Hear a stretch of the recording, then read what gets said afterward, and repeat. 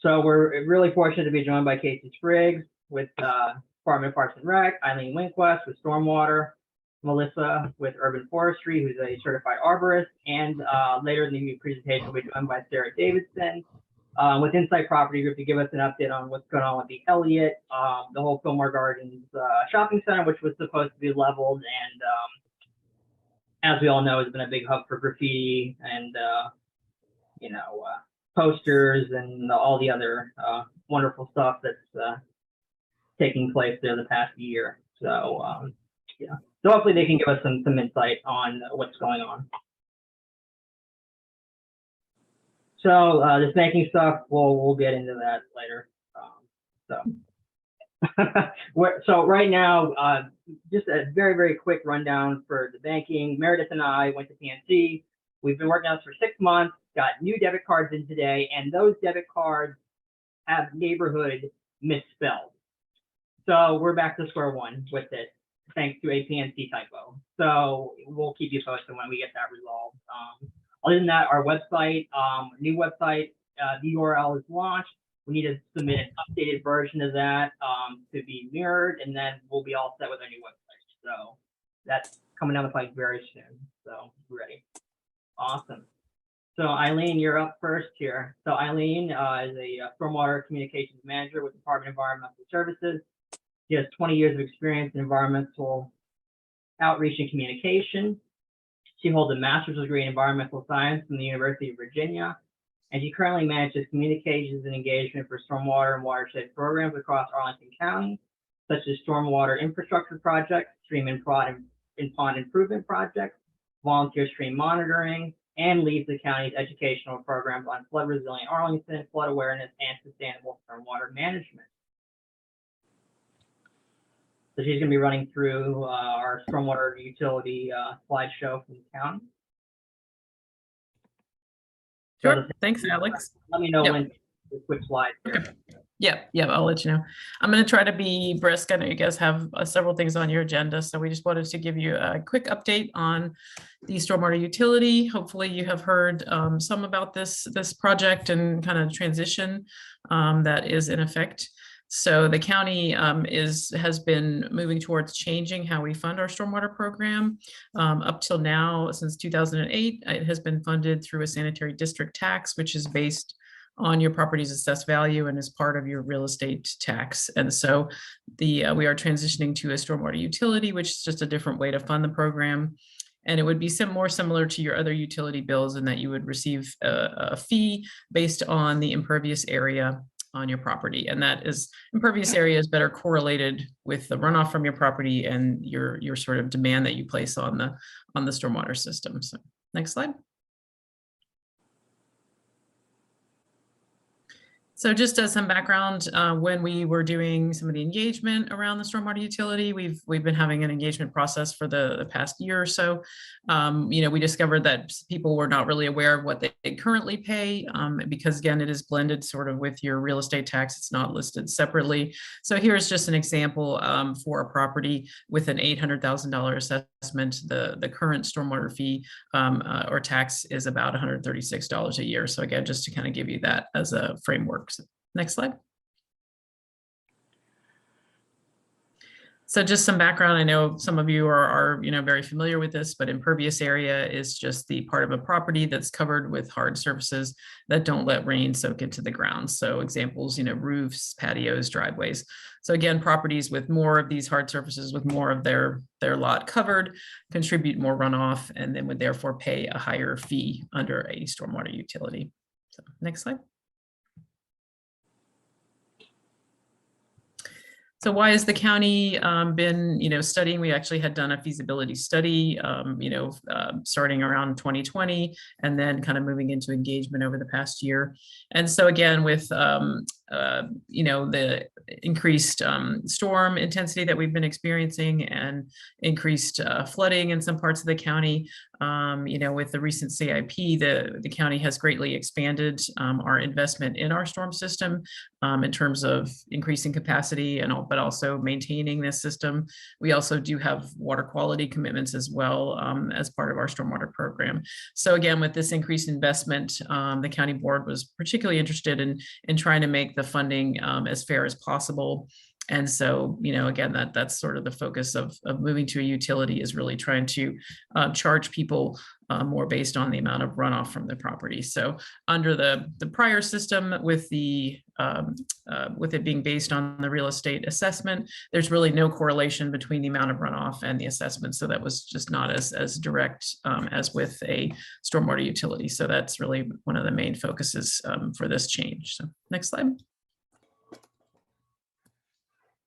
So what will the stormwater utility fund? It will fund the same programs that have been funded as with the sanitary district tax.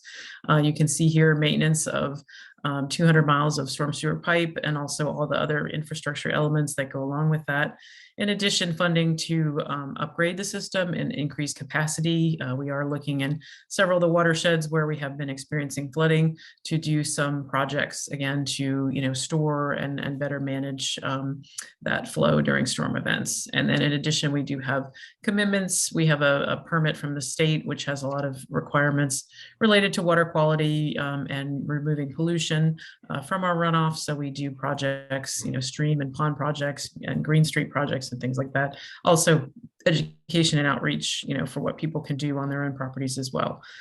So there will be some new costs. Sorry, it's cut off a little bit with the utility, and that would be some 2.5 FTE positions, about $300,000. So those would be new costs, but the majority of the funding is similar to what has been funded through the tax.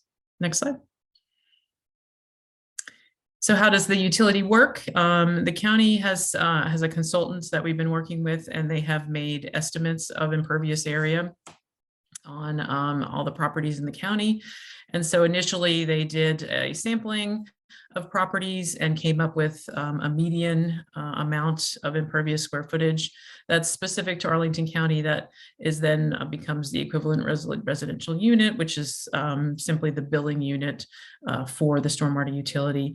And for Arlington County, that is 2,400 square feet. And again, that's based on a sampling of properties in Arlington. So next slide.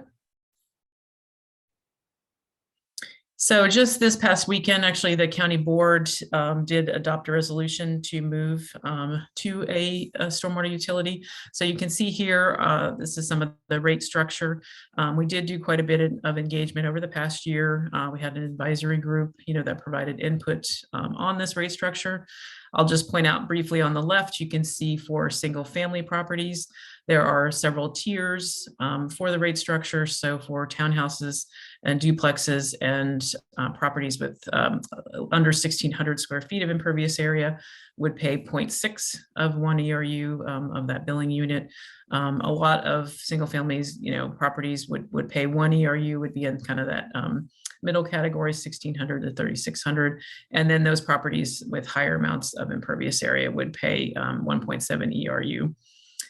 We did decide on a flat rate, you can see in the middle there, for multifamily. So for condo and apartment properties, the group had made sort of an advisement to use a flat rate for those properties. So the impervious area across all multifamily properties in Arlington was totaled up, and the estimate there is 0.18 ERU.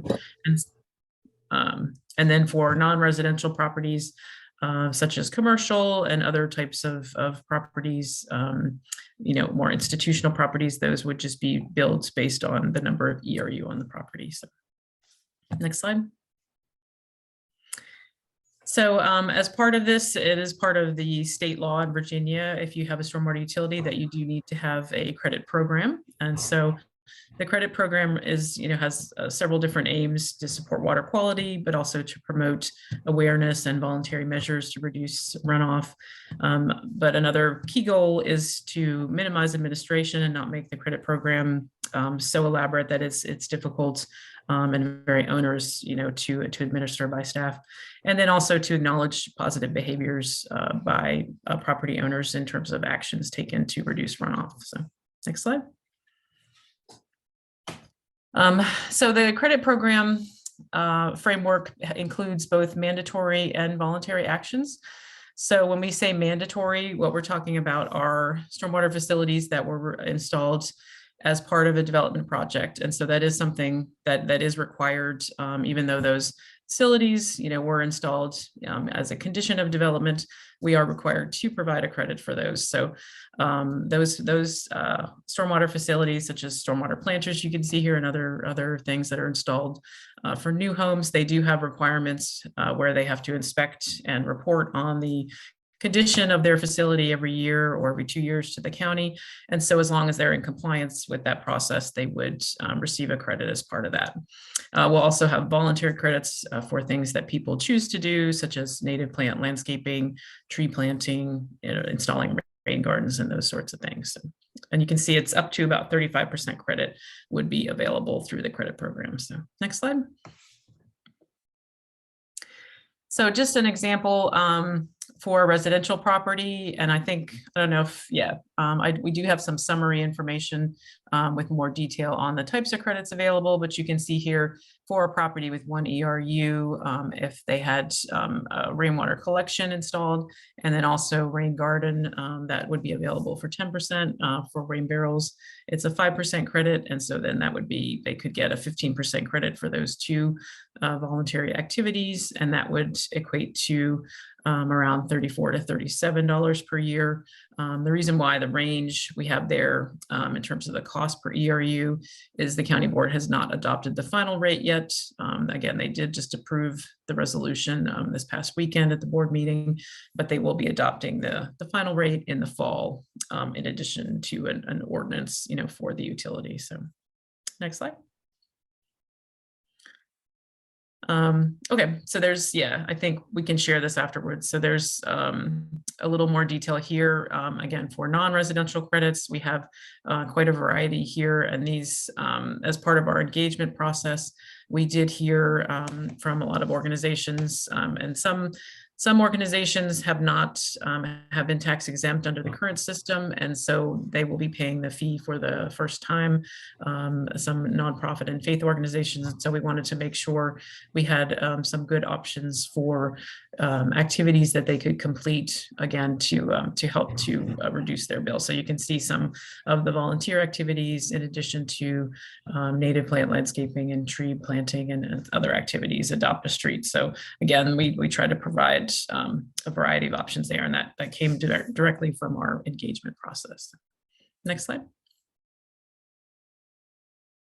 And so again, just an example here for a non-residential property that's larger with 10 ERUs. You can see the annual fee, the estimate there, but then by doing some tree planting, conservation landscaping, and some volunteer activities, could potentially reduce their bill, 30 or up to a total of 35%.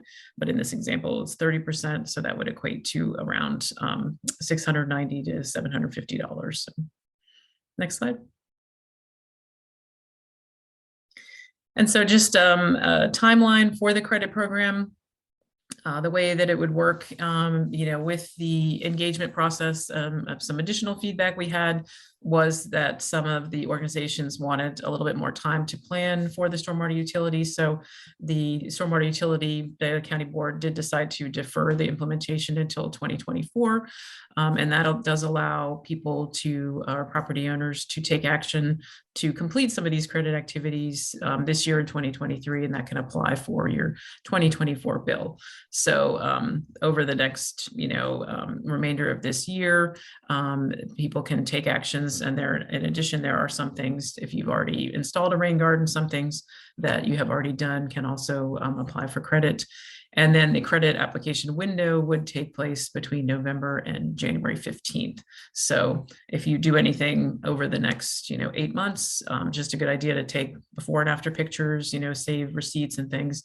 And then if you're interested in applying for credit, for something like that, like installing a rain barrel or doing some of those activities, you can do that later this year. So I'll include the link where you can find some more about this.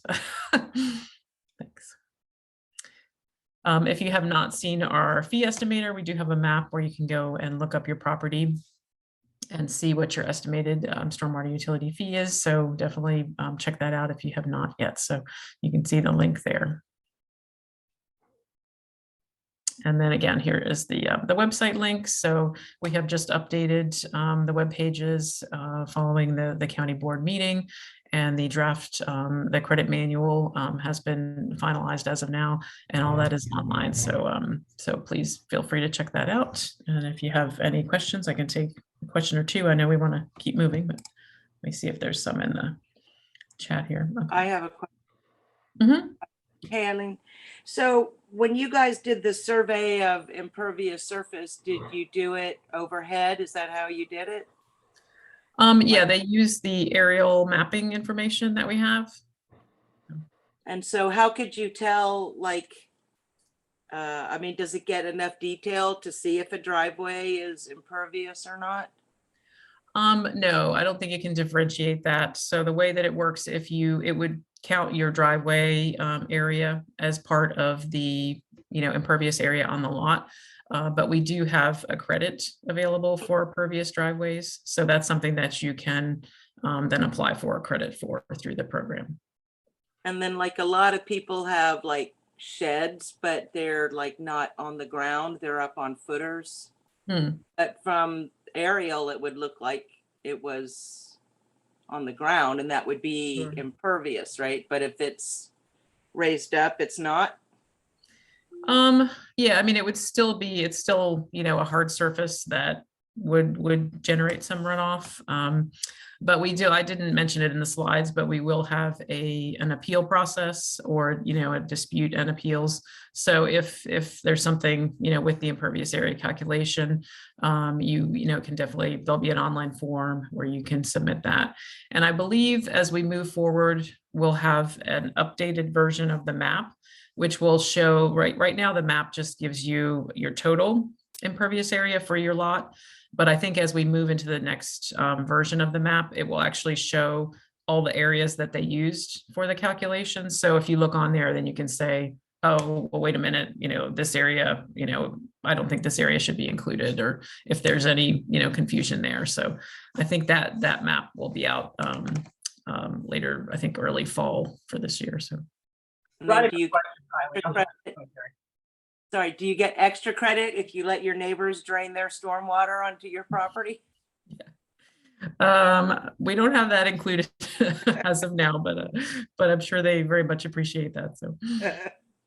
So I wanted to very quickly touch upon what I've read anecdotally in Arlington now regarding the county purchasing several I think it's probably up to more than one or a handful of single family homes. Mm-hmm. Regarding stormwater mitigation efforts. How are they deeming these homes? I mean, sure, I can talk a little bit about it, and then I know you have homes in need of being purchased. What are these on the market homes that nobody's purchasing? I mean, where sure. How big is the whole thing? Yeah, let me jump in. Yeah, so in some of the watersheds where we have been experiencing, more repeated and severe flooding, we have been looking at solutions, to try to address that. And so in some of those areas, the challenge is that there used to be a stream, through the neighborhood. The stream was buried, and in a stormwater pipe. And then often the neighborhood was just built kind of on top and sort of all around that. But the challenge with trying to deal with flooding that is that area where the stream was is still a low area. So it's still at risk, when there are storm events, water will still tend to go there, even though the storm pipe is underground.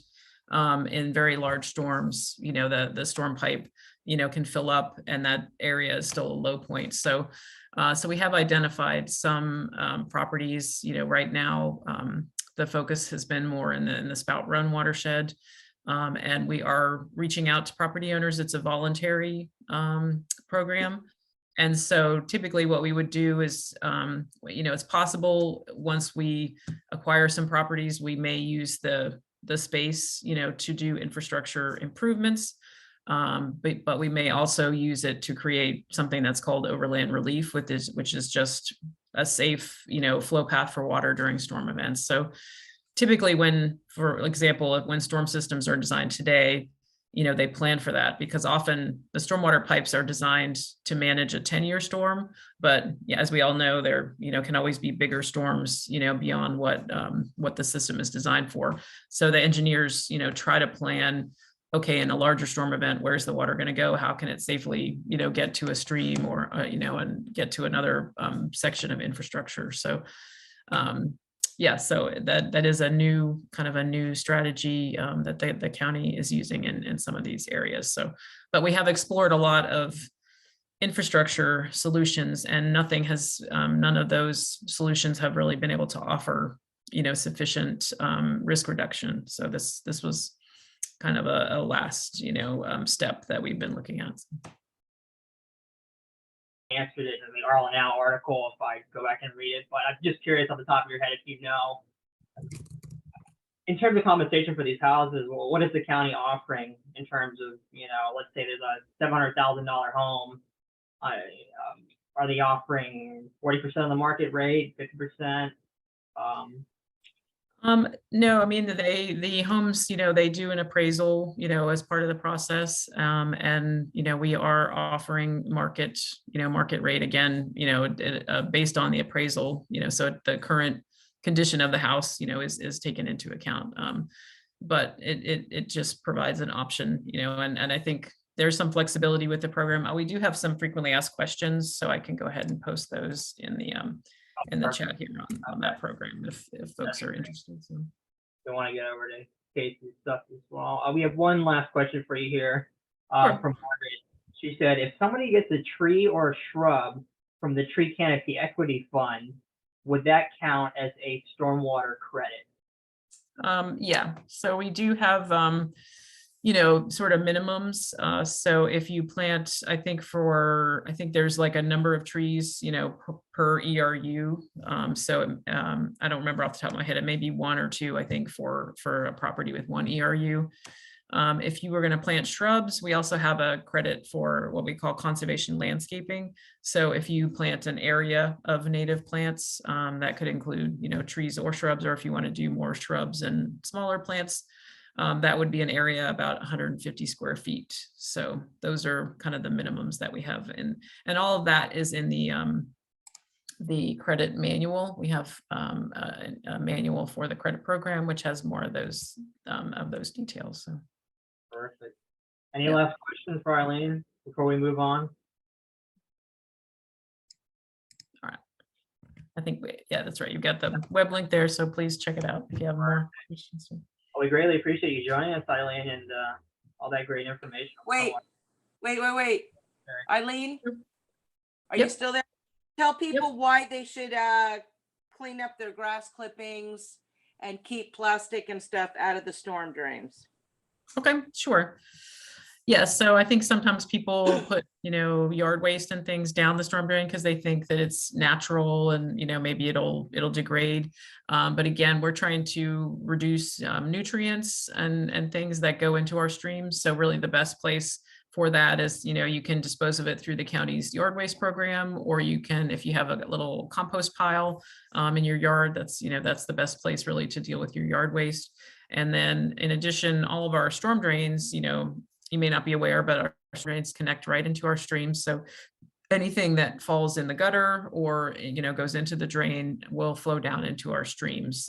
They don't connect. Sometimes people get confused and think they go to the wastewater treatment plant, but we have separate pipes for wastewater and stormwater. So even if, I sometimes, will clean up, sometimes the recycling and stuff falls out of the trash can, when people put things out for recycling day. So, I think if you can kind of keep an eye on that, even around your property, that's great too, just to get those items up before they wash down. Perfect. Mm-hmm. Anybody else? Any other thing? I don't think in the chat. Awesome. Well, thank you so much, Aileen. We greatly appreciate it. No problem. I have a question. Okay, Okay. go ahead. This is more to recycling. If it doesn't pertain to you, let me know. Out of curiosity, how do you assure that multi-residential buildings like huge condo complexes and apartment buildings and townhouse communities, both older units as well as the newer units. Make sure that recycling is done Sure, by yeah, the property owner. okay. Excuse me. Yeah, no, that is a good question. It's a little out of my area of expertise, but I do believe that we have inspectors that work with the property managers, again, to have the collection programs in place, but also I know for years, we've tried to support them, with educational materials and things like that for them to provide, signage and things for the buildings. So I was just looking on our webpage to see if there's some more specifics under our recycling, but yeah, I mean, as far as I know, they have inspectors and they work with the property managers. Thank you. You're welcome. All right. Well, thank you again, Eileen. We greatly appreciate it. I'll certainly check out the frequent asked questions, and I'll share that link to our listserv if folks have any other issues they want to touch upon. Sure. Well, thank you again. We appreciate it. All right, Kasey. He's just so patient. Awesome. We're also thankful to be joined by Kasey Spriggs, Park Area Service Manager with DPR. Kasey's worked for the Department of Parks and Recreation for over 21 years. He holds a bachelor's in wildlife and natural resource management from Delaware State University. His career began with Arlington, managing invasive plants with the RIP program. Now he manages the operations and maintenance of parks within areas to begin for. Mr. Spriggs works to coordinate efforts to protect and conserve natural resources within our parks and reduce environmental impact and direct operation and development of park facilities. So he's joining us today to touch upon the various invasive plant species to be on the lookout for at Penrose Park, Towers Park, and Butler's Homes Park. Given that we have 3 beautiful parks in our neighborhood across Penrose. Yeah. All right. Kasey, Thank you guys for having me tonight. I'm Kasey Spriggs, Area Park Manager. I'm going to touch on a few different things, but mainly park maintenance operations and some natural resources. I want to give you guys just a few park updates. I know you guys are very tuned in with everything that's going on in your neighborhood, but finally, Towers Park Capital Park Improvement Project was finished. The project is complete. The playground was moved outside of the RPA over towards on the other side, so there's no more encroaching near the stream. So we don't have any of those, any of that anymore. That's going to be in RPA. New playground with the youth and top playground is included. It's already very well used by folks in the neighborhood and surrounding. And of course, they did some stormwater improvements along that stream at Towers Park. They did a nice reforestation planting that where the existing playground used to be at. And there's, with that particular area near the RPA, we will be doing a lot of continued monitoring for invasive removal and making sure that the restoration project continues and that things are managed well and replaced as needed within that area. So that's like so it's a nice small reforested area that puts a complement to Towers Park.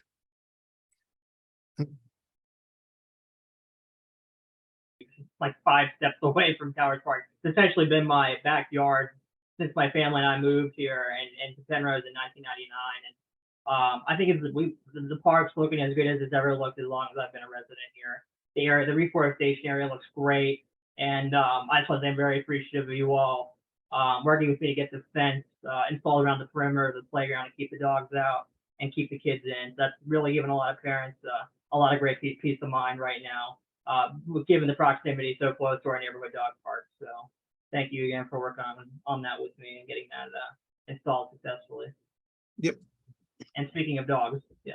Speaking of dogs, so I'm touch base just a little bit on the rules. So none of the rules have changed. But one of reoccurring issue that we deal with in parks is dogs off leash. It is just an always a constant issue with individuals that just are not abiding by the laws that the county has in place. The county code, all dogs must be leashed by the owners, and no dogs running at large. Mainly, I know that we have this issue over at Towers Park where there is an off-leash dog park, and there's an open space right behind it that we get calls for, and we do our best to try to mitigate that and reduce that issue. But if you're a dog owner and you're doing the right thing, kudos to you. We appreciate that. And so will people who, have kids and aren't necessarily want their kids around dogs. And also, it keeps the park clean so that kids can enjoy and won't, step in something that a dog left. But if people have concerns, something that we ask, and then when people contact us, is we don't want people to approach people with dogs off leash. We recognize, and we've done this for years, that most people who have their dogs, they are creatures of habit. So if they walk the dog every day, they're going to do it every day at lunchtime or in the evening. And we just ask people just to, instead of approaching somebody and, igniting maybe an argument or a conversation, we just ask people for information. What dates do they always come, what time, and description of the dogs. We work closely with our park ranger unit and the Animal Welfare League. So they will do stops and checks at certain times if there is a reoccurring problem at all parks, not just Towers, all parks in the county. So that's something that one rule or that we always struggle to try to maintain. And of course, the dog parks are always busy. So I'm done with that slide. Next slide. So Penrose Park micro improvements,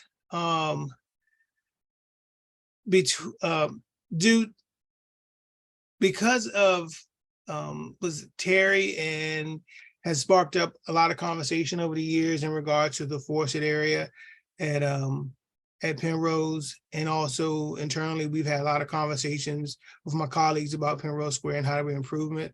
So we are aimed at focusing on improving the forested area at Penrose. We definitely want to protect and preserve the existing trees and canopy there. And in turn, that will ultimately strengthen the natural environment as much as possible.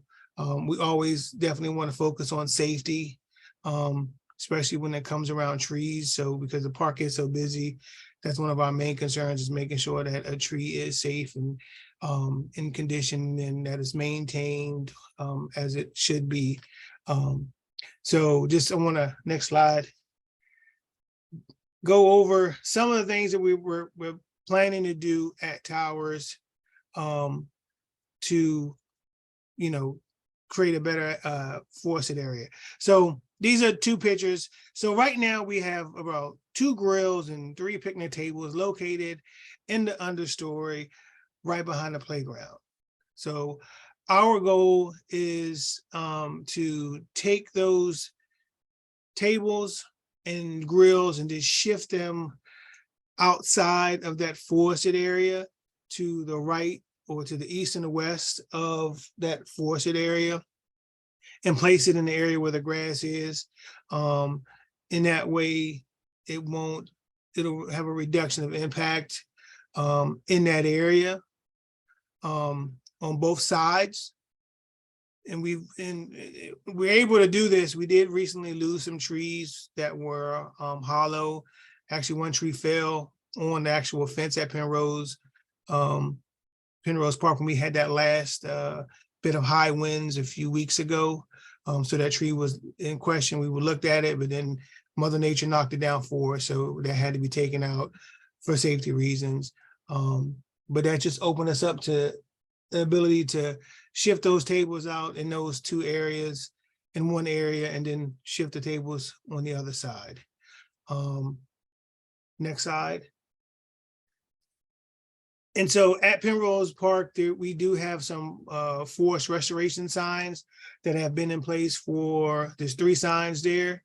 As a part of this process, we're going to take those signs and shift them out towards the edge, maybe 10 to 20 yards or however the distance is, just to let people know that this area is going to be a reforestation area and we try to protect it and keep people out of it.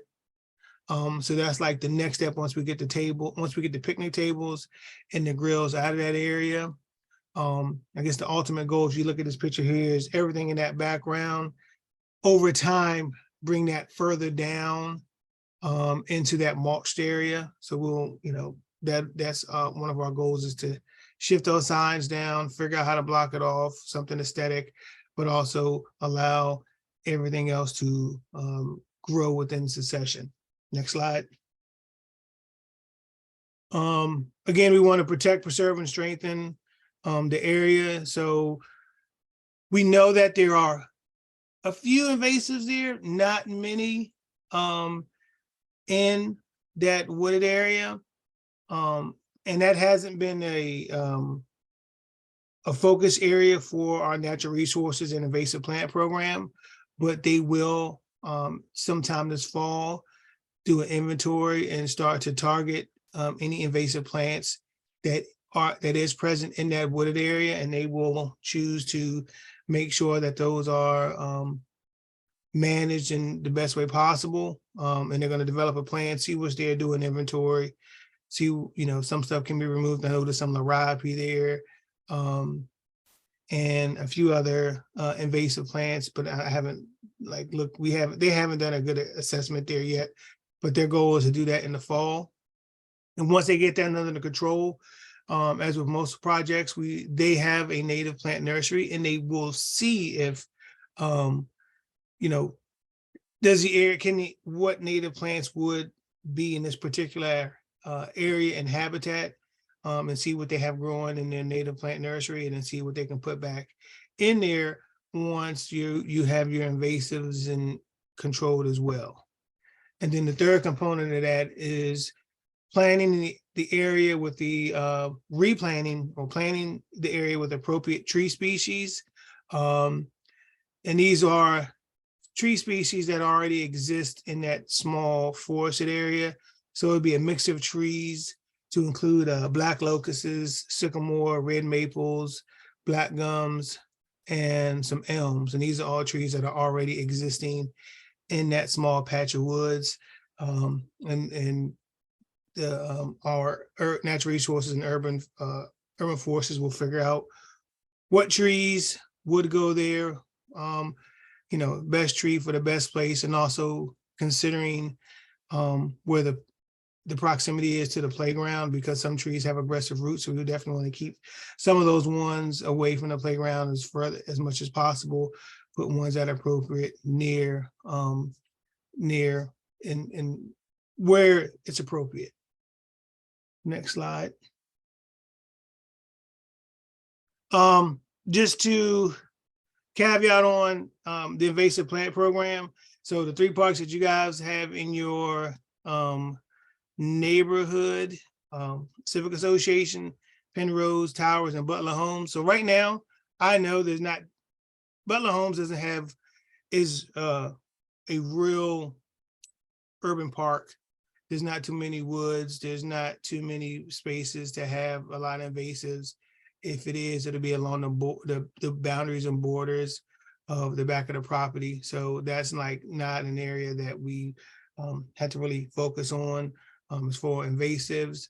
And then the invasive plant program, which is Gen Souls, they will again pick up Penrose Park,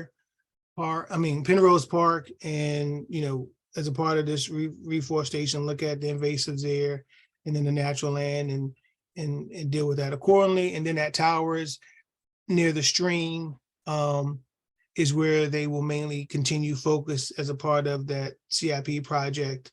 And we probably will see if they will circle out more towards the trail as well, with that particular park at Towers. So over there by the stream, and then as you circle down the bike path connection, there's some property that overlaps with, I think, state property that we've worked with invasives there in the past.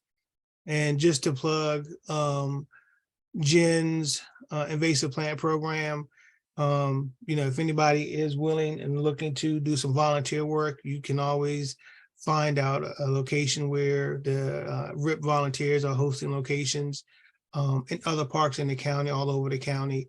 I will say from experience, the good time is to pull invasives is in the wintertime where it's nice and cool and you don't have to fight mosquitoes or poison ivy. That's just my plug. And the years I've done invasive removal, it's always a good time to get out in the wintertime, and when you don't have to fight many of the other elements when enjoying outside and in the natural habitat. And this is my contact information. If anybody has any questions, feel free to reach out to me via email or on my phone, leave a message, and we'll get back to you. But we always appreciate working with everybody in the Penrose Civic Association. And we have questions? Go ahead. End up there. Go ahead, Terry. Yep. The slide that you had that showed the house in the background with the fence, that. Done. Okay. Skip. Where'd we go? That Yeah. Oh, yeah. Actually, so Kasey, when you're saying moving the grills, you're not going to move it closer to, are you going to move it near the ADA compliant one? So we're going to shift them as best as possible to the east. So to the where the 2 trees were just removed, we're taking them outside of that mulched area and shifting them outwards so they're not underneath the tree canopy. They still will be in the shade. So if people are concerned about not being in the shade while grilling, there is still shade there, but we're just taking it out of that area so we can do some environmental and natural resource improvements there. So there is somewhat of a fire concern because people have been dumping the charcoals in this wooded area. And obviously they're not completely out sometimes. And that's another reason. That's absolutely, we are aware, and that's another reason why we want to move those out of there. We are actually working on a pilot program right now to try to figure out how to prevent folks from dumping charcoal, use charcoal in our parks or in wooded areas. So we're actually developing a couple of steps right now to put some type of ash can in our parks at our grills that will help out with that. So that's something we realize is a problem at all parks, some more prevalent than others, but that's something that we are working on. So again, main goal, get those grills out of there so we don't have any fires at Penrose. So that's going to be ASAP to get the grills out and moved and just reset. We're not taking away any amenity that's there. We're only going to shift and move them, and we're not going to add any additional ones. So whatever is existing, we're just going to move them around. Is there a way to keep them so they can't be moved again? Yep. So we're going to figure out how to, we have different ways to anchor like tables. So if there's a grill there, we're going to try to anchor it in that location. Some people, some places, some picnic tables can shift and that's okay. But they need to be where the grills are. So we're going to figure out a way to make sure that they don't migrate. And just be mindful where you move them to, because a lot of kids play soccer in the front areas. So like, we don't want to block off like all that area on the other side of the park from people being able to use the space for sports too. Yeah. So right now our plan is not to put anything in that open grass area where we know they're playing soccer. Our goal is to try to restore that area, but we know soccer is in the kids has taken so right now we're not putting anything out there. We're going to keep them in that same vicinity, leave that area out there for play and park enjoyment. Awesome. Great. Thank you. Mm-hmm. So how are we going to get people out of this area, you think? That is something, again, so we'll just have the signage. We're not gonna put up a fence, but we may look into putting up some type of like stanchion or like just like timbers that with a rope around it just to show. And also I think moving the signage further down and having a border is our goal. Our park planning and design team have been doing a few other other CIP projects, and they have used using some materials to border off places that they restored. So I'm looking at that. I kind of like the way it looks. It's not too it's like I know they use like some 2x2, 4x4 post, and they're low, but it just kind of shows like it's a border. And if we put the signage right either on those or in that area, it kind of it'll show that. And you're not gonna, you want people just to know that this area is somewhat off limits and try to keep them out as much as possible. And then I think somebody asked about kids going to the bathroom. It's not just kids, gotta tell you though, I saw a grown man walk up there and right up to that guy's fence, and broad daylight, kids everywhere, and Did he look like Alex? he did not. I'm short enough to look like a kid, so they say grown man, definitely not me. Like 6 foot. No, but we have had a lot of people. I was talking to somebody at the dog park yesterday at Towers, and they were talking about they saw some parent pick it up, put it in a bag, and then literally like chuck it like over the fence into this person's yard. Like, right, I've heard some awful stories. So that's a huge thing. We're talking, can we get a porta john there? And then because we don't have any restroom facilities, any of our public parks, unfortunately. Yeah, there's a whole, a lot of conversations around portable units at parks and things like that. And, the cost to put a building in is a substantial amount of money and infrastructure. So there's always a conversation that we are in with trying to provide facilities in every park. And sometimes it's not feasible, but we always will consider and look into it if it's the criteria. But I mean, it's hard for a parent, you got a 3-4-year-old kid's got to go. You drove there. I mean, it is what it is, but it's just a frustrating situation without, having those amenities there. Do people drive to your park? I mean, it's a neighborhood park without athletic fields, so people drive. A lot of people drive over there because it probably is the nicest playground space out of all of them. But I see a lot of folks drive over there and park along the side there on Wayne. Yeah. Oh, we had a question here from Margaret. Are the tables going to move to the east or west of South Wayne? And when can we anticipate those new trees being planted that were mentioned earlier? Okay, so the tables are going to move to the east and west of that forested area.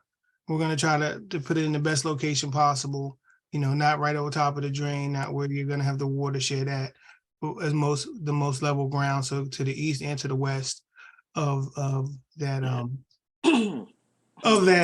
forested area. And her other question was trees. So I know because we're just in the beginning process of looking at this, we're gonna let our natural resources folks determine, what tree species need to go in and when they are available. So I would say, we're not gonna plant right now because we're getting I think low on the planting season, and things are usually a year or a season or a couple seasons out before they get materials in or get the right materials in. So as right now we're in the beginning phases of this, but we will be once they figure out, like right now, if trees are planted in the spring, that was done 6 to 8 months before spring planting. And the winter planting, they're doing it now for the fall and winter. So that's when things are spec'd out. So it's a good couple of months to a year before we'll get the trees and it'll be in succession. So we'll probably they'll probably work together to, find the trees that are appropriate, get those in, because they still got to go on watering and things like that so that they can survive. And also, Kasey, we had at one point, when Jamie Bartlon was there, tagged literally probably over 100 saplings in the park there. Could maybe we do a inventory again, because all the tags are gone and probably a lot of the trees got trampled, but there may be something still viable in there that's worth saving and identifying. Yeah, I mean, so everything, you mean like saving and transplanting, or just like, because Well, just tagging them so we know what we have, and so it doesn't get removed or further destroyed. Not necessarily transplanting. I don't see the benefit in that, but yeah, I know. So the area we're mainly focusing on is that clear area to try to put stuff back there. So I think if we there, I don't think there's as far as like tagging everything, we're not going to be in an area where there's already stuff growing. We're going to try to put stuff in the area where there's nothing growing right now. So, well, we're going to do invasive work up in there though, right? in invasive work, and the invasive plant team, they are very familiar with identification, and and everything is selective. So anything that they do, it's not like it's inundated with like 90% invasives. It's definitely going to be targeted spot treatment of what is there, so they can determine and only target those species that are invasive, and not going to target anything that's native or non-native or not invasive, basically. Because it's not that thick that you would, you can definitely go through and target what you want to target.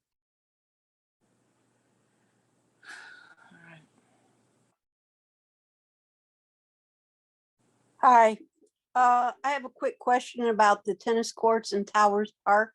Basically, the lighting. I see that the park closes at 10 p.m., but sometimes the lights on the tennis court are on past 10 p.m. Are the lights on a timer?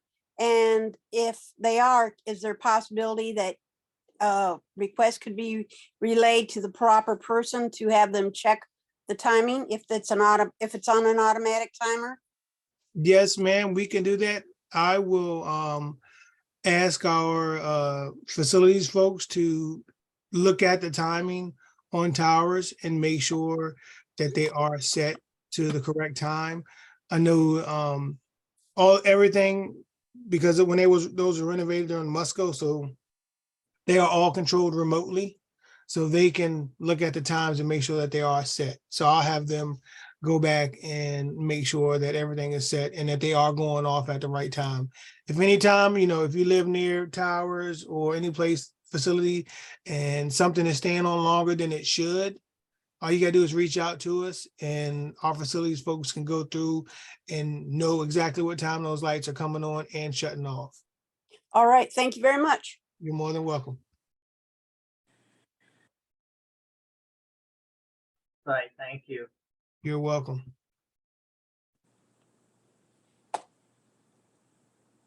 Okay. All right, next we're going to hear from Melissa, who's an urban forester with DPR and a certified arborist. So Melissa's been working in the green industry for over 40 years, with 20 of those in horticulture, and then another 20 plus in landscape architecture, and 3 full-time in urban forestry.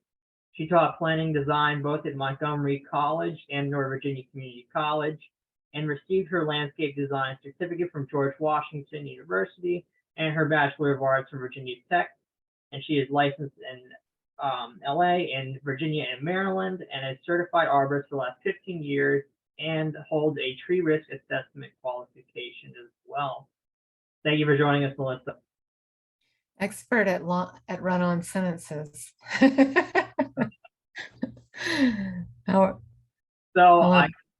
We talked a lot about, I just kind of picked these out of, off the top of my head, and we'll have people in the chat and hear a comment. I wanted to ask you a bit, we already touched upon the reforestation efforts at Penrose Park and moving the barbecues. I wanted to maybe ask a bit about, we have a lot of single family homes in and around Penrose Park with some gorgeous trees. There's one tree that actually dates back to the 18th century on a lot that's currently, or the home there is currently on the market. I was personally curious to learn more about trees in residential areas of the neighborhood that may be overgrown, they're encroaching on somebody else's, backyard space, whether they're, and how to identify a dying or poor condition tree. Because sometimes I've had a lot of neighbors and we've had sort of some tension over, no, this tree looks fine, we don't need to chop it down, we don't need to trim it. And then other people will be saying, oh, this tree is a hazard, it needs to be trimmed, et cetera, et cetera. So curious if you have some insights on that. Yeah, I mean, I'm an urban forester, so I'm going to speak from the point of view of an urban forester, and it might not be other people's point of view. And people also have an emotional reaction to tree risk, and that is a personal reaction, and you can't argue with anybody's emotions. That's what they feel. I want to go back to number one and just say that you all, Penrose is very urban. All of the parks that we've spoken about today are urban parks. You have very high use levels. I don't know if anyone's ever grown up with chickens or been to a chicken yard and seen chickens pecking around, but there's no grass in a chicken yard. There's no grass in the crane yard at the National Zoo. Your feet compact the soil. And so what the trees in a lot of our parks are struggling with is soil compaction. And it's some of it's from the construction of the park and some of it's from use levels. And it's very difficult to manage. So we're doing our best. But at Penrose in the back area, a lot of that, the tree damage was use and just feet. And so that's, like I said, extremely difficult to manage. And so we just have to do the best we can. And I think that the number one thing that's been helping is leaving the leaves and adding the mulch. All over the county, we're losing trees. Part of it is because of the weather. We're getting warmer temperatures. Some of our tree species that we've traditionally enjoyed are at the edge of their southern range. And so they, we're not going to be able to keep them anymore. Sugar maples, white pines, we're going to lose those. In areas where we have a high oak loss, a lot of that is from the weather, but also from injury. And I think a lot of times the injury piece and the stress piece is unrecognized. And so what is more important than the above ground condition is the below ground condition. And when you have a good below ground condition of your tree roots, you're going to have a good above ground condition. So and then we're in an urban situation, so we're less tolerant of risk. I went on a hike over the weekend in Riverbend Park and Great Falls, and I saw some remarkable trees. There was a double stem, 70-inch trunks together, sycamore, leaning at more than a 45-degree angle. It's not a risk in that location, right? What happens if it falls down? It lays on the ground. There was a silver maple laying on the ground, doing perfectly fine laying on the ground. It was alive. It had a beautiful canopy. There was a box elder that you could see through it. It had gotten injured. It had made some callus wood. The callus wood had formed roots. It was stable. It had a beautiful canopy. These are things in certain environments that are not a risk. In an urban situation, they could be a risk. So in terms of overgrown trees, that's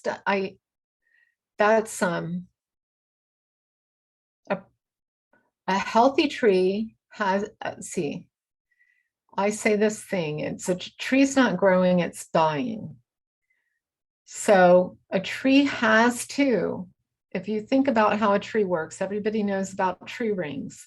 If a tree doesn't make a new ring of wood every year, it's not alive, right? We know that it has to make that ring. It actually makes a spring ring and a fall ring. And in order to do that, it has to extend its roots and its branches. If we constantly dwarf a tree by pruning it, cutting its roots, then what do we have? We have bonsai, right? That requires extra care in order to keep it alive. And so I don't kind of buy into the idea of an overgrown tree. An overgrown tree is a tree that's the size that it needs to be. And so what we look at in an urban environment is whether or not a tree has good structure, has good root systems. And if it's all good, we can't improve a tree by pruning it. Okay, we're only reducing risk, but we're not improving it. We're not making it healthier. And there are some researchers, some physicists that now say we're not doing anything for them at all, but we're wounding them.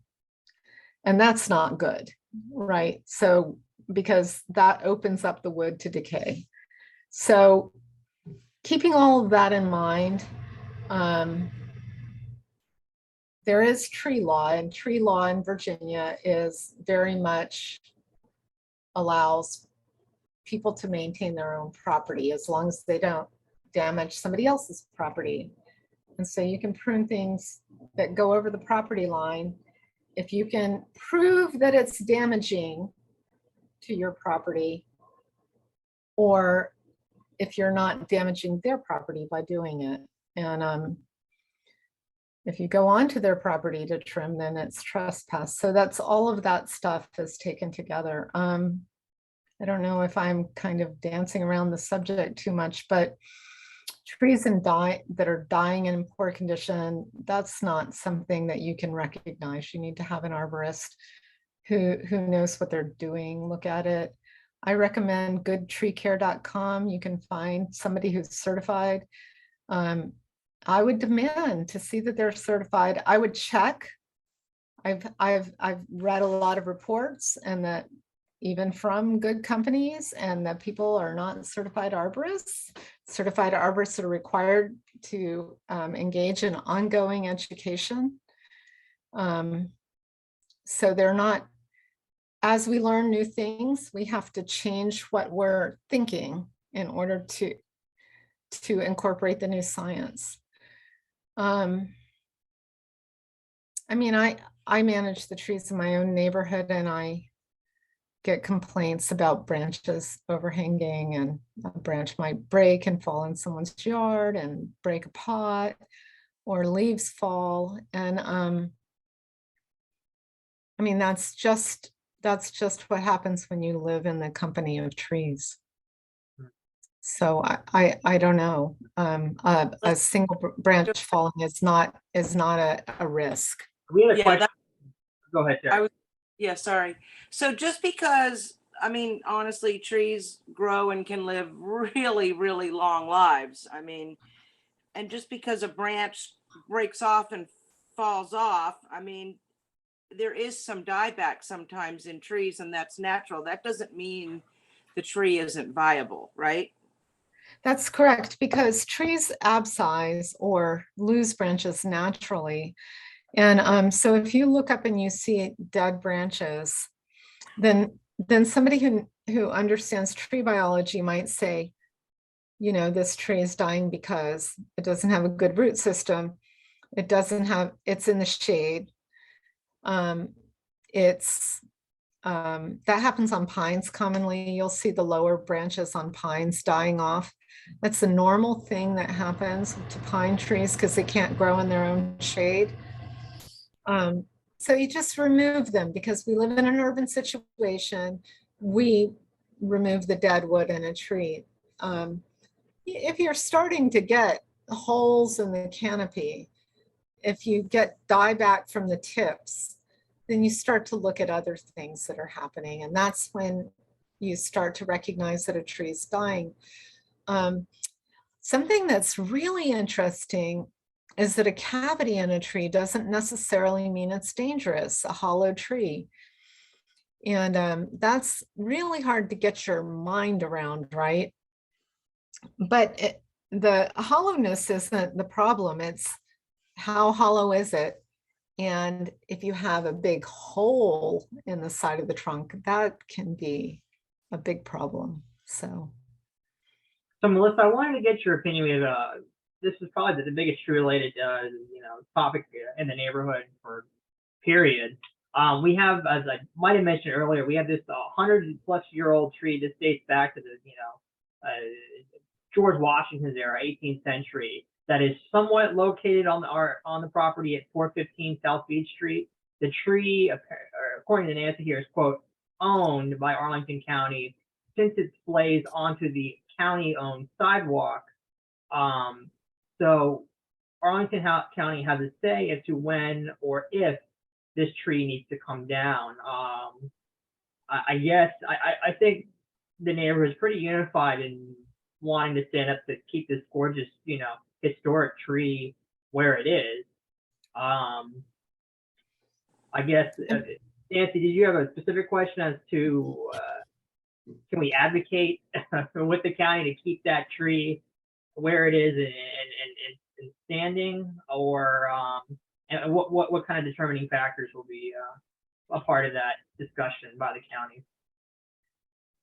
if it's a county tree, if it's a public tree, we do have a say. I do not review single family homes. I only do roadway projects, which is very, very complicated. But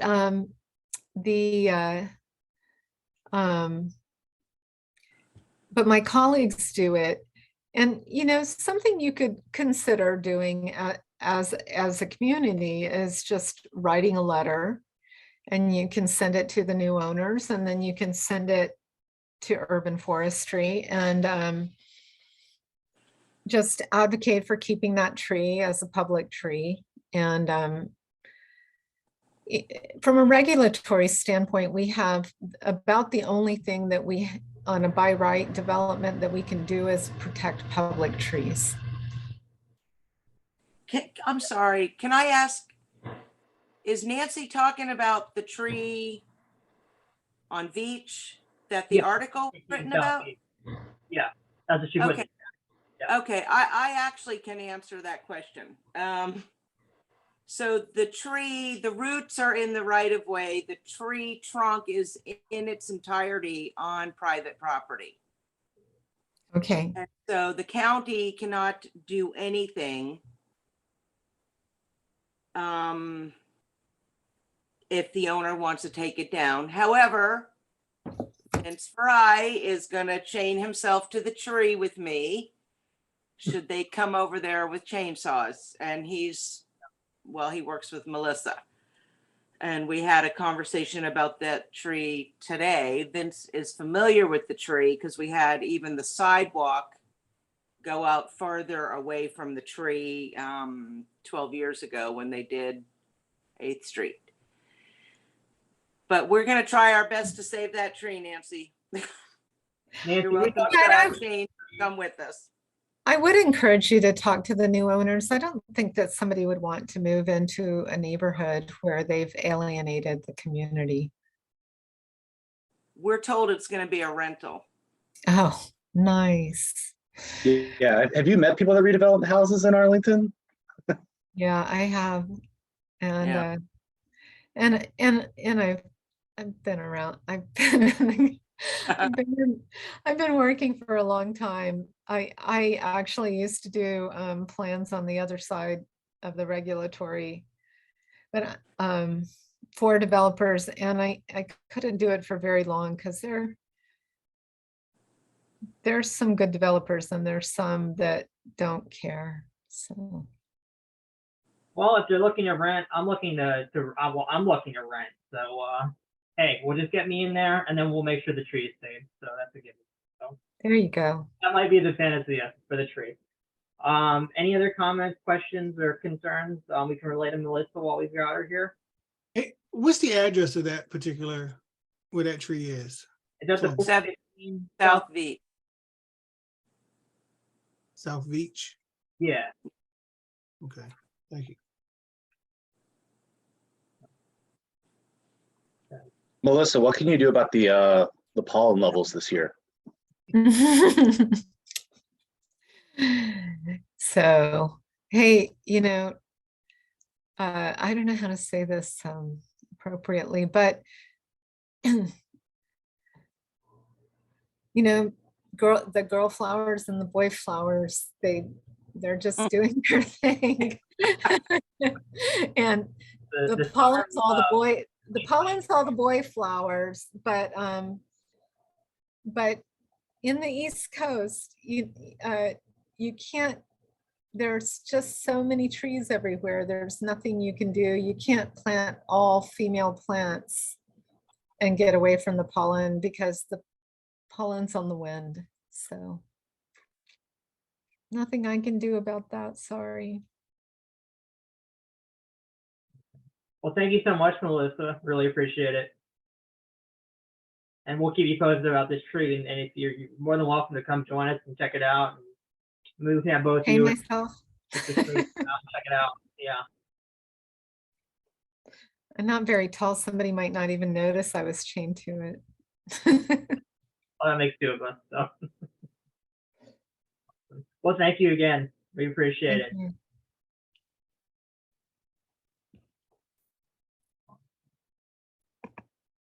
And lastly, I hope Sarah's still here. She's been so patient. Thank you, Sarah. Are you with us? Hello, everybody. Awesome. Thank you. I'm sorry. I should have told you just like 8:15, 8:20. I told Sarah she'd be at the end, but yeah. I said ish, what the 8 o'clock, 8-ish. Emphasis on the ish. So Sarah is Insight Property Group, and they're going to be the Elliott, where the Fillmore Garden Shopping Center is, the new, I believe, you correct me if I'm wrong, 247 new units there with ground floor retail, roughly about the size of how many new units are going to be there. That's going to be everything from the site where the CVS is, all the way up to the start of those Art Deco style buildings on the corner of South Wall 3 Drive. So essentially, I have this slide pulled up. I'll just put it bluntly. We just kind of want to know what's up with the site. It's been a while, and I know that this was supposed to be a 2020, 2021 project, and there's a permitting phase and all this. This was supposed to be completely leveled. Not blaming you or anything like that, but we were under the impression this was supposed to be leveled, and we're supposed to be several phases into this project and near a completion deadline of, I think, and by the end of 2023. So was curious to, and now I'm hearing from entities like the Columbia Flight Partnership and others that in this space they're looking at, there's rumors of potentially looking to do short-term 18 to 24-month leases of this space. So that's certainly an indicator that this place, the whole entire Fillmore Garden Shopping Center is not going to be leveled anytime soon if we're looking at 18 to 24-month leases. So I know interest rates are skyrocketing. It's probably maybe a lending issue. I'll let you have the floor and touch upon the latest. Well, I appreciate Penrose inviting me to come back and talk about kind of this site. We went through a zoning process that took about 1.5 years and had several conversations Penrose in that process. Those were constructive and informative conversations that help us think through and kind of refine the project at the time. Unfortunately, we are in a slightly different time. So we received our zoning approval in March of 2022. And we were moving forward with all of our design and permitting submittals most of last year. And we were also relocating or having existing tenants move out of the building in anticipation of late 2022, early 2023 project start. The project itself, as Alex kind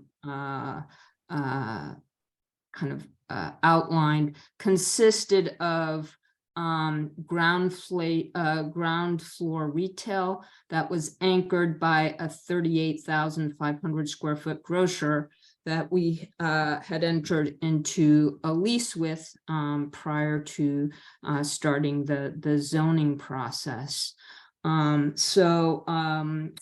Last late December, that grocery tenant came to us and said that after having reviewed their entire grocery portfolio, they were pulling out of a significant number of their pipeline deals, of which this was one. At the time that they came to us and gave us that news, we were closing in on finalizing kind of terms with a lender to move forward with this project. And once that credit tenant told us they no longer intended to occupy the space for which we had a lease agreement, in that and in the current financial environment, the deal was no longer executable at that point in time. We've spent millions of dollars and over 6 years, with our partners, which are the families which own Fillmore Center, to be, slowed at the last moment by the anchor tenant. Sorry, sir, I don't mean to cut you off. I'm just putting some notes down on my own notepad. What can you reiterate the exact time frame that the grocer pulled out, and you had the lending issue? Which month was that specifically? That was in December is Okay. when the grocer gave us notice that they did not intend to open their store. We've spent the next several months trying to reconcile with that grocer and find a path forward. But even since December, certainly financial conditions have become even more challenging. And without that credit tenant, we really, at this point in time, don't have a path forward to kind of move forward with the project. We appreciate that this kind of currently leaves a semi-vacant kind of building, at the heart of Columbia Pike.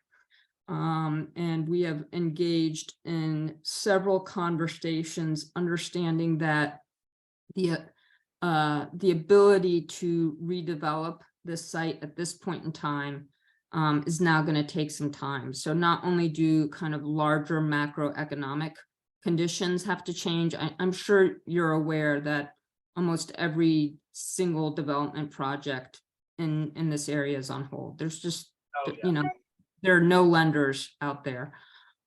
So not only do we have to kind of see some evolution in the macroeconomic environment, but we also we'll probably have to do some type of redesign of the building, because a 38,500 square foot box, right, that was really a custom box for this grocer, since we had an executed lease with them and full confidence that they would move forward. And so there will likely need to be some type of amendment, you know, and some slight reworking of the plan to move forward with the project when again conditions are more propitious. So I had a question. So speaking of that redevelopment, so right now, obviously the conversation is at, when I hear from Columbia Site Partnership, the 18 to 24 month leases. So I would assume the emphasis is trying to find something in the interim to be, you know, utilize that space. And then back to, as you said, sort of back to the drawing board. If you're not going to have that first floor grocer, what are we going to utilize the space? What redevelopment are we going to need, the amendment, and then all that. So right now, 18 to 24 month leases. What are you all engaged in trying to find tenants and occupants? Because when I was at like the Pike Presidents Group meeting the first Saturday of this month, you know, we had representatives from Columbia Pike Partnership saying, hey, you know, maybe this can be a space for artists. I'm a, you know, full-time professional photographer. I'm very engaged with the artist community here. We have Columbia Pike Artist Studios literally right across the street. And I've talked to, you know, a few people in the Arlington County Board that I'm close with saying, you know, hey, I think we should try to utilize the space. And even if it's a volunteer effort right now for Arlington Food Assistance Center or something where we can get folks in and not worry about charging them the money, or maybe they just pay utilities, something. But this is a huge deal to me. This is the entire neighborhood. And I'm just so frustrated. So many of our neighbors are just so tired of walking past this site with people with the graffiti, the garbage, you know, and this was a huge hub. And we're frustrated to see these legacy businesses here have had to leave, like Attila's, Salsa Room, Legend Kicks, that, you know, the shoe store, which the black-owned shoe store, they had to move across the street.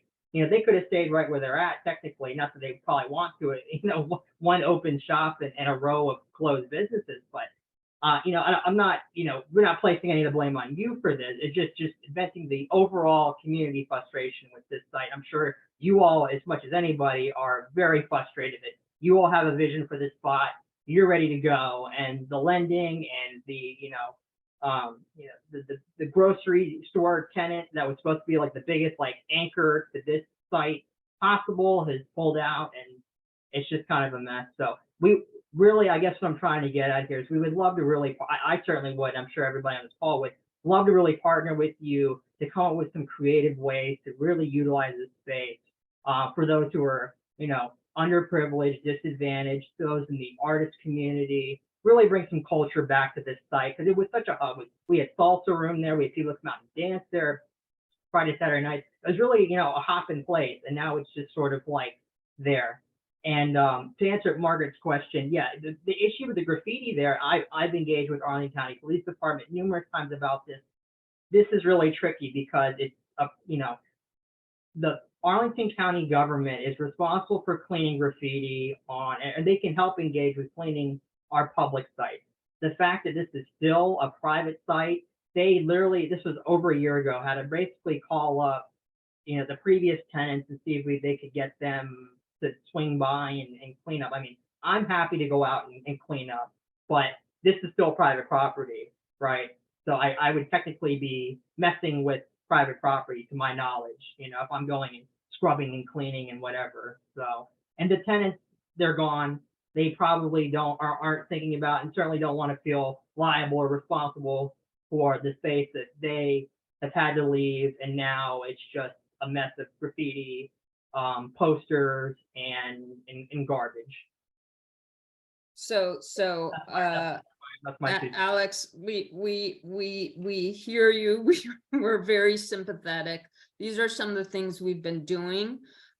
We met with Columbia Pike Partnership and Arlington County Department of Economic Development, specifically their biz launch group on site to walk the site, to start kind of thinking about how, you know, we might do a temporary re-tenanting of the building.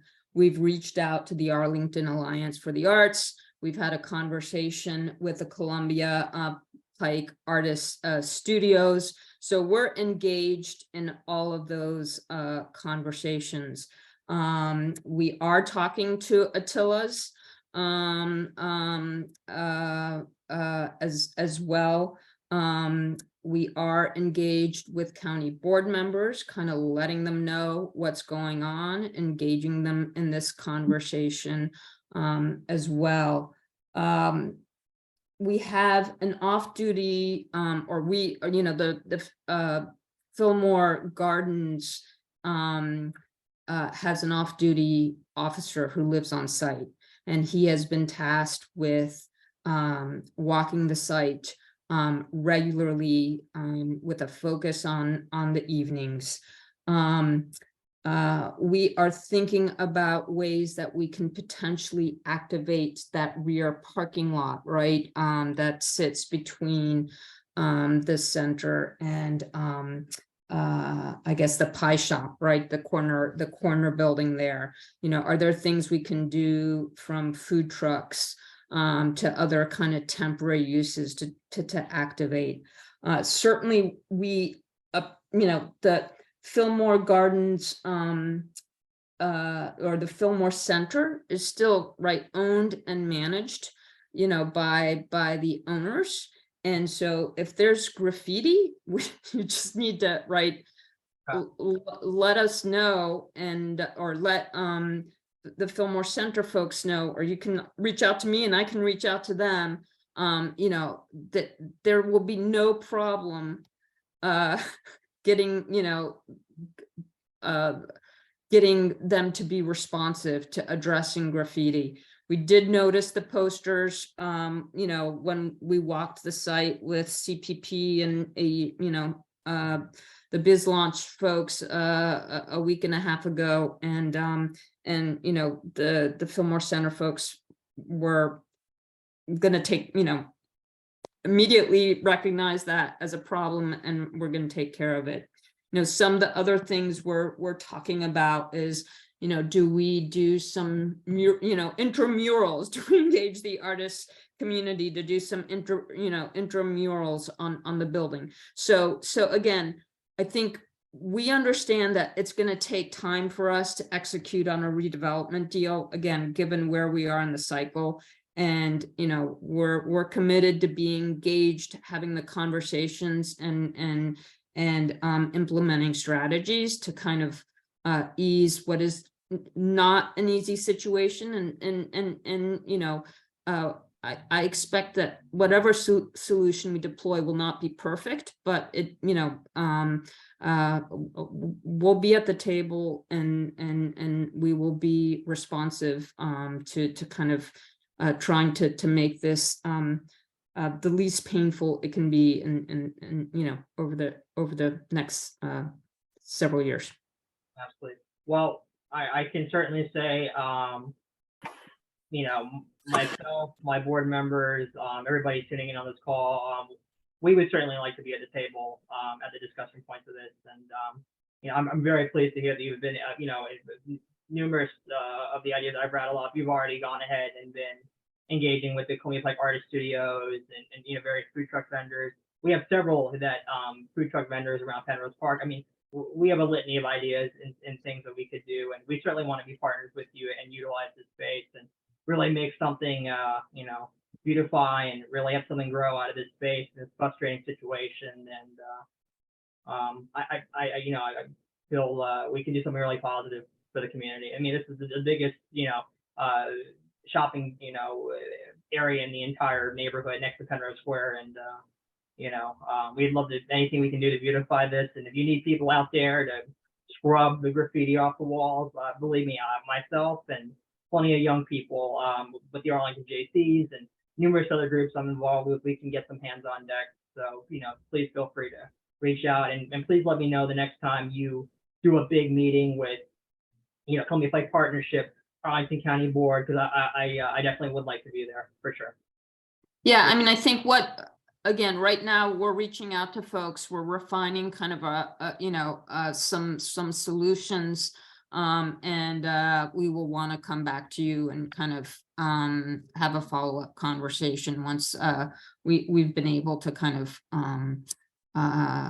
agree to kind of a strategy that makes sense. But again, these are all important conversations we're having, and we will come back and have further conversation. I mean, ultimately, it is going to be about partnership, right? And so we appreciate that, and you guys just staying in touch about, when you see graffiti, when you see a problem, letting us know. That's really critical.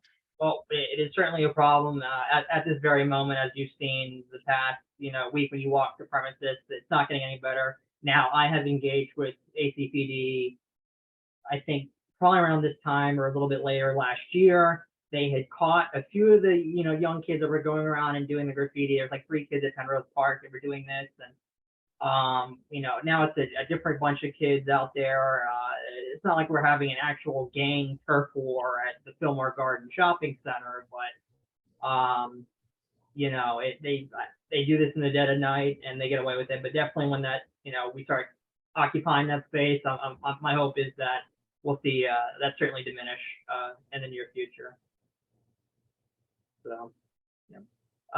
We had a question here. How long does county zoning plan approval last before that expires? I think it's 3 years. So that puts us at March of 2025.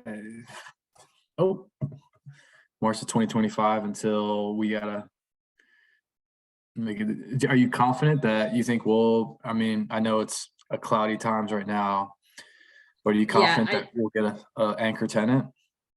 I think there's going to have to be some redesign, so there will have to be some amendment to the plan. So we'll have to go through kind of amendment process. And so we'll have to come back to the community with, what that looks like. Amendment. I mean, if it wasn't a grocer. Yeah, right. The 38,500 foot space, right, that was kind of designed for them, that's just not a viable box for almost any other retailer. So we actually have to kind of rethink the retail in general, because there's maybe one other grocer in the entire country that could take that much space. Most retailers ask for a box that's like 20 to 22,000 square feet. Interesting. So that's, that's kind of what we're contending with. Yeah, heartbreak city over here. I was real eager. I mean, it's tough. We don't get the old tenants, and we don't get to look forward to a new development on the horizon. So, and any like +1 to Alex's comment, anything we can do to, make cool use of that space, like all in. I really appreciate you coming on, Sarah.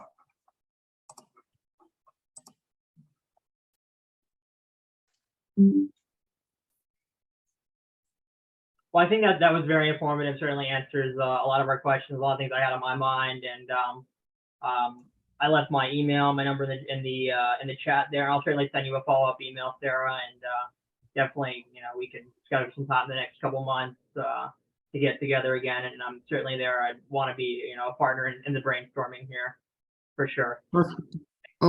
Again, we appreciate it. You guys were great partners during the kind of zoning process, and we appreciate kind of the continued conversation. Absolutely. And Well, I totally concur. It's heartbreak. You know, we certainly heartbreak city for sure with the tenants. We certainly have your back right now. We're here to support you all, and you know, all in this together kind of deal. So let's Thank hope you. something happens with this. So thank you again for joining us, Sarah. Really Yeah, appreciate of course. Take care. it. Absolutely. Thank you.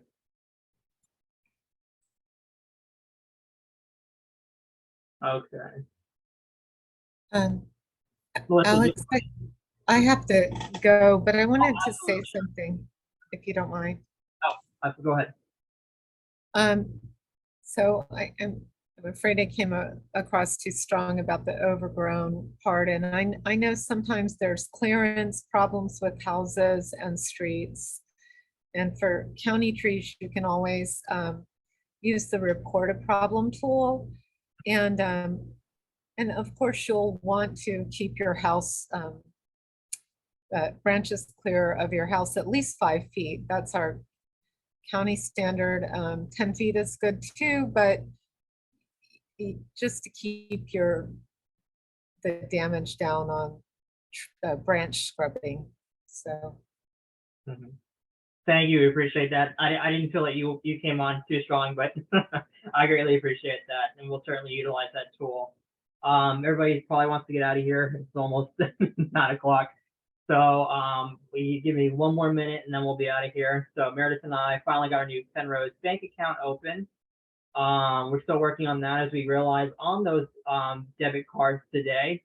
After 6 months of us going to the bank and working on this, they had a typo of the word neighbor on there, and they spelled it with an E instead of an O, as it's properly spelled on all of our material. So this has just been absolutely comical. We're gonna have to, you know, get new debit cards issued and just everything again taken care of. Just absolute disaster after another disaster. Anyway, so we'll get that figured out. Definitely for next month, definitely want to do something in person. We definitely want to host a candidates day. We have 6 county board candidates, 2 candidates running for Commonwealth Attorney. I believe 2 school board candidates, and then 4 candidates, or 3 or 4 candidates running for sheriff. So we have a lot of people that want to come talk with us, and I think it'd be great to do an open house at Penrose Park or Trinity Episcopal Church, and let them, you know, say their piece to everybody who wants to swing by. We'll probably, I would love to do another Penrose pickup at Penrose Park, you know, another when it gets a little warmer, and well, weather's pretty nice now, and we can do another big, you know, trash pickup, all that kind of stuff like we did this time last year. Still waiting on 2 final results of traffic studies I initiated last year with Arlene County regarding a 4-way stop at, I think it was 8th and Beach Street, and then flashing lights at South Courthouse Road and 6th Street. So we'll keep folks updated as I hear back from the county.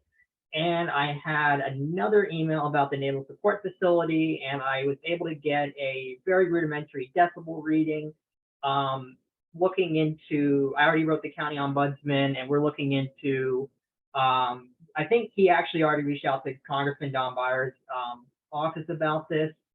My question to the ombudsman regarding the whole Naval Support Facility and the really loud noise emanating from them that we've been dealing with for a while, you know, are they, as a federal installation, subject to the county guidelines on noise regulation?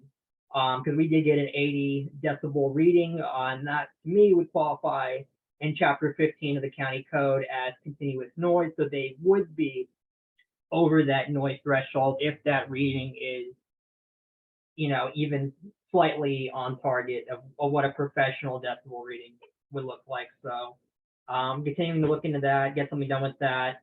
We just want them to lower the noise just a little bit. I come from a Navy family. I'm relatives buried at Arlington National. It certainly isn't for a lack of patriotism that we're, you know, just a little perturbed with the noise on Saturday mornings and all that. Other than that, please email me any ideas, questions, concerns, anytime to penrosepres@yahoo.com. Reach out to me on Facebook, and we will see you all next month. Thanks for sticking with us, and everybody enjoy their evening.